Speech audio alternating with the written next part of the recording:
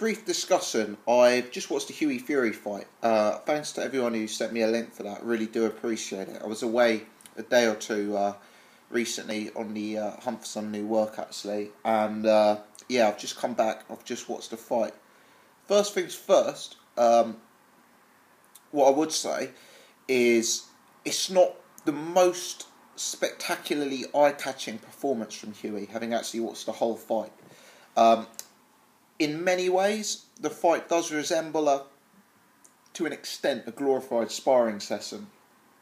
It doesn't have that kind of intensity. It certainly doesn't have the exciting finish that we're associating with Anthony Joshua at present. However, in my opinion, that's not necessarily a bad thing, and is largely representative of the decent quality of opposition Hughie was in with this fight. You know, an experienced older guy, still got desire, got a bit of capability. You know, when you're in with those kind of guys, you don't just blow them out. Your work isn't as necessarily as eye-catching as when you're fighting guys you can't punch back. But whilst it lacked that sort of explosive quality to it, I think there are a few things that Hughie did really, really well. I'll talk about them briefly. I think in many ways there's three things to me that stand out as being particularly decent. The first was the way he controlled distance. You know, he seemed to have a real good eye for being in just the right position, controlling the range really well. You know, he's a bigger guy, he's got more reach than Rudenko, and often you'd see Rudenko come in and swing with a hook, or try and throw a straight punch, and Hughie had controlled the distance to the point where he could almost lean out of the way. He was positioning himself very, very well, and he had good footwork as well. So when Rudenko came charging forward, he knew just the right amount to step back, take himself out of harm's way.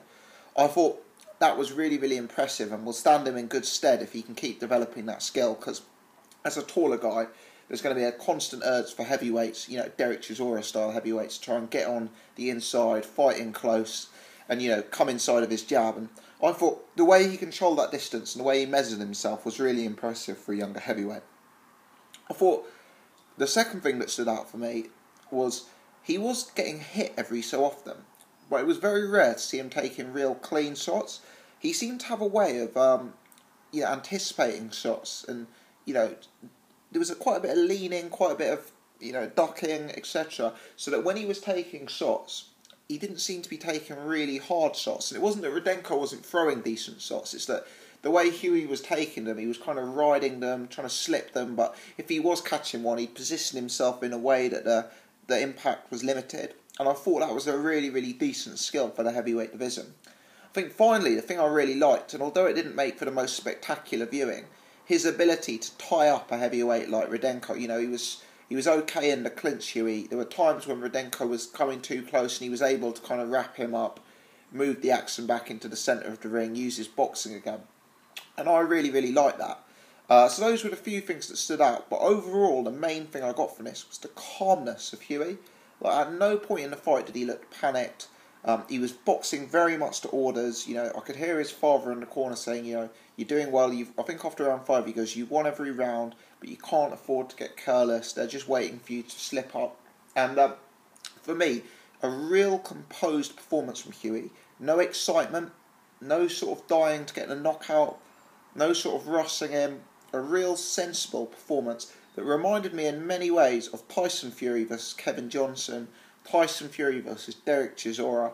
And I think the way Hughie fought this fight really, really bodes well. It's going to take a good man to outpoint Hughie, I'll tell you, because the way he controls his distance, the way he works his jab, the way he can close you down on the inside, the way he can ride shots, he's got some real, real attributes. And what he doesn't have is the attributes that necessarily appeal to the casual fan. He doesn't have that explosive knockout power. He doesn't have the most sort of exciting hand speed you've ever seen in your life. In many ways, he's a less entertaining fighter than the likes of Amir Khan, David Haye, Anthony Joshua. But when you actually know about boxing, and I'm not saying that I know about boxing in the sense that I'm some sort of expert, but once you've watched a lot of fights, and I've certainly watched a lot of fights, there's a few things that you pick up from Hughie. And when you factor in his age, when you factor in how young he is, the way he was able to sort of take a step back on the back foot wheel off the ropes, turn off the ropes, take a step back, have a much bigger man coming in and tie him up, wrap him up in the clinch, move the action back to the centre of the ring, ride shots, it's all very well and good being able to hit hard and take someone's head off.